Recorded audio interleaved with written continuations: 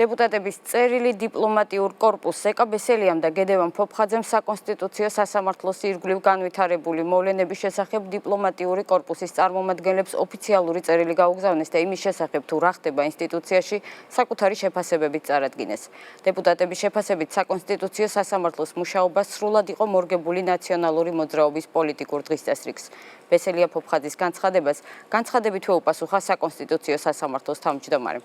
ანა ბროლაძე გვიერთდება პირდაპირ ეთერში თემის დეტალებით ანა გისმენთ. საღამოშვიდობის მმართველი გუნდის წევრებმა დიპლომატებისადმი მიმართვაში კიდევ ერთხელ ისაუბრეს ნაციონალური მოძრაობის მიერ დაგეგმილ საკონსტიტუციო რევოლუციის სცენარზე, რომლის განხორციელებაც ეკა ბესელიასა და გედევან ფოფხაძის შეფასებით გიორგი პაპუაშვილმა თავად სასამართლოში განვითარებული მოვლენებისა და მოსამართლეთა ნაწილის მიერ გამოვლენილი პოზიციის გამო ვერ შეძლო. ეს 4 გვერდიანი წერილის მხოლოდ ერთი ნაწილია. დაწერია საკონსტიტუციო სასამართლოს თავმჯდომარის ასეთვე წერილობით პასუხში, ბრალდებებზე ნაციონალური მოძრაობის პასუხსა და პოლიტიკოსთა შეფასებებს ჩვენს რეპორტაჟში ნახავთ. მმართველი გუნდის 2 დეპუტატი საკონსტიტუციო სასამართლოს ირგვლივ განვითარებულ მოვლენებს თავს ერთ წერილში უყრის და საკუთარ ანალიზს დიპლომატიური კორპუსის წარმომადგენლებს უგზავნის. ეკა ბესელია და გედევან ფოფხაძე კიდევ ერთხელ საუბრობენ საკონსტიტუციო რევოლუციაზე, რომ ნაციონალური მოძრაობის გეგმის მიხედვით გიორგი პაპუაშვილი თანამოაზრე მოსამართლეებთან ერთად გარკვეული წინასაარჩევნო ნორმების გაუქმებით კითხვის ნიშნის ქვეშ დააყენებდა საპარლამენტო არჩევნების ჩატარების შესაძლებლობას. მიმართვაში ჩამოთვლილი ფაქტები, რომელზეც საკონსტიტუციო სასამართლოს 5 მოსამართლემაც ისაუბრა. სარჩელების ფარულად შეცვლა, პოლიტიკურად მნიშვნელოვანი საქმეების გიგი უგულავა, რუსთავი-2 ეგრეთ წოდებული კაბელების საქმე უმოკლეს დროში განხილვა რიგითობის პრინციპის დარღვევით. ასევე ის ფაქტი, რომ რუსთავი-2-ის 8-ვე სარჩელი, ისევე როგორც გიგი უგულავას 3-ვე სარჩელი, პირველი კოლეგიის ერთი და იგივე 3 მოსამართლეს დაეწერა, დეპუტატებს იმის თქმის საფუძველს აძლევს, რომ საკონსტიტუციო სასამართლოს მუშაობა სრულიად მორგებული იყო ნაციონალური მოძრაობის პოლიტიკურ დღისწესრიგს. საკონსტიტუციო სასამართლო ისევე როგორც ყველა სხვა სტრუქტურა იყო დაკომპლექტებული პოლიტიკური ნიშნით და იმ ადამიანების მიხედვით ხდებოდა შერჩევა, ვინც დაახლოებული იყო ნაციონალურ მოძრაობასთან. ამ პრობლემების გამოაშკარავება, კონკრეტულად სარჩელების შეცვლა, შერჩეული სანდო რამდენიმე მოსამართლე, რომელიც მუდმივად ერთ და იგივე საქმეს იხილავს, თანმიმდევრობის დარღვევა, როდესაც ჩვენი ძალიან ბევრი მოქალაქე წლებია ელოდება სარჩელების განხილვას და ძალიან მნიშვნელოვანი საკითხების გადაწყვეტას. ეს ყველაფერი მთლიანობაში ბუნებრივი ანალიზის გაკეთების შესაძლებლობას იძლევა. დეპუტატების წერილობით ბრალდებებს ადრესატმა გიორგი პაპუაშვილმა ასევე წერილობით უპასუხა. საკონსტიტუციო სასამართლოს თავმჯდომარე ბესელია ფოფხაძის წერილს მოსამართლეებზე პოლიტიკური ზეგავლენის მოპოვებისა და სასამართლოს დისკრედიტაციის მცდელობა დაფასებს და ამბობს, რომ მოსამართლეები პოლიტიკოსთა მხრიდან თავდასხმის მიზეზი მათ მიერვე მიღებული გადაწყვეტილებების გამო ხდებიან. თავმჯდომარე პასუხობს ბრალდებას საკონსტიტუციო რევოლუციაზეც და წერილში აღნიშნავს, რომ საქმის გადაწყვეტაში მონაწილე არც ერთ მოსამართლეს არ გამოუთქვამს მოსაზრება, რომ არჩევნების მომწესრიგებელი კანონმდებლობა არაკონსტიტუციური იყო. პაპუაშვილის განცხადებით არ არსებობდა არავითარი საფუძველი, რომ რომელიმე გადაწყვეტილებას პარლამენტის მხრიდან საარჩევნო ოლქების ხელახლა მოწესრიგების საჭიროება გამოეწვია.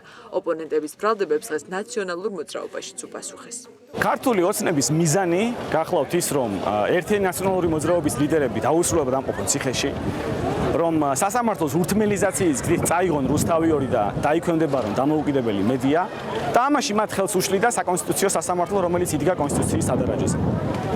მათ ყველა მცდელობას მიმართეს, რომ ყველა ზეწოლის მეთოდი გამოიყენეს, რომ გაეტეხათ მოსამართლეები, გადაებინებინათ მოსამართლეები და ახლა უტიფრად აბსოლუტურად უსირცხვილოდ ადანაშაულებენ ნაციონალურ მოძრაობას. მმართველი გუნდის 2 დეპუტატის მიმართვის ადრესატი დიპლომატიური კორპუსი იყო. დიპლომატებიდან წერილს მხოლოდ ამერიკის ელჩი გამოეხმაურა, რომელმაც თქვა, რომ თავად წერილი არ წაუკითხავს და მხოლოდ ზოგადი პასუხით შემოიფარგლა. მე არ მინახავს ეს მიმართვა, ახლა გავიგეთ თქვენგან, თუმცა გეტყვით იმის შესახებ, რომ ამერიკის შეერთებული შტატები ეხმარება საქართველოს კიდევ უფრო დაუახლოვდეს ევროატლანტიკურ ინტეგრაციას. ამისათვის აუცილებელი არის დემოკრატია. ჩვენ ვეხმარებით ამაში საქართველოს. კიდევ ვიტყვი, რომ თავისუფალი სასამართლო და სამართალწარმოება არის ძალიან მნიშვნელოვანი და ნებისმიერი საკითხი წარმოებაში უნდა წყდებოდეს სამართლებრივად, ისე რომ პოლიტიკური ზეწოლისგან თავისუფალი იყოს.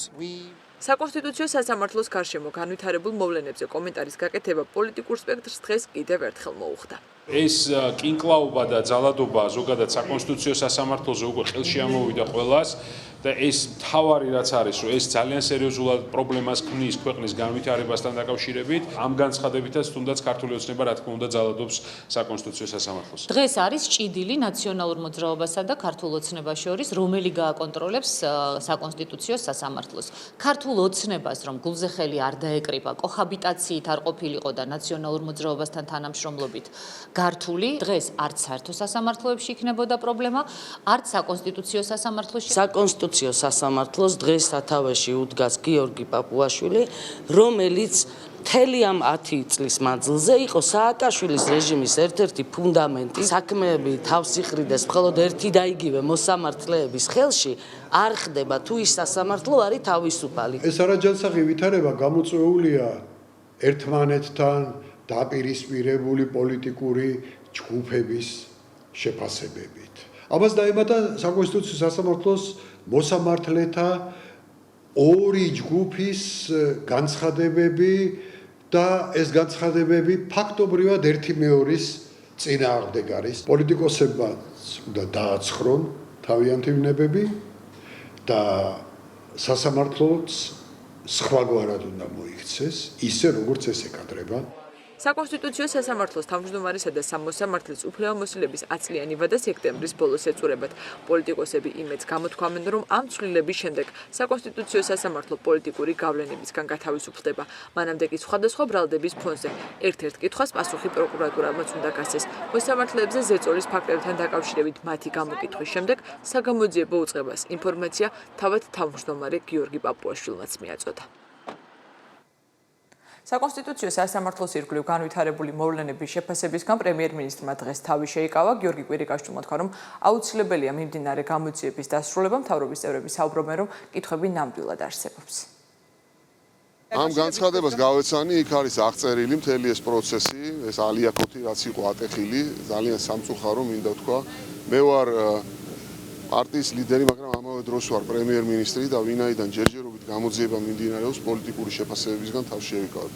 ისე რა თქმა უნდა, ეჭვის საბაბი ყველას აქვს, იმიტომ რომ მეთოდები რა მეთოდითაც ხდებოდა, მთლიანად ქვეყნის მართვა ყველასთვის ცნობილია. მე არ ვარ ექსპერტი ამ დარგის, მაგრამ ჩემი შეფასებით ჩემთვის შეუსაბამო მოცემულობები გამოიკვეთა, როდესაც ერთის მხრივ საკონსტიტუციო სასამართლოს თავმჯდომარე ამტკიცებდა, რომ მიმდინარეობს დევნა მოსამართლეებზე, საკუთრივ მოსამართლეები ამას არ ადასტურებდნენ, ამის მერე იკვეთება რაღაც ჯგუფები, რომლებიც ვითომ და გარკვეულ შეკვეთებს ასრულებენ. მე ვფიქრობ, რომ ქვეყნისთვის იმდენად მნიშვნელოვანი ორგანო არის საკონსტიტუციო სასამართლო, რომ საერთოდ მნიშვნელოვანი არის ქვეყნისთვის, რომ აქ პროცესები იყოს ობიექტური, გამჭვირვალე და მე ვფიქრობ, რომ ეს ყველაფერი გაირკვევა და გაირკვევა საზოგადოებისთვის ცხადად და აღსაქმნელად.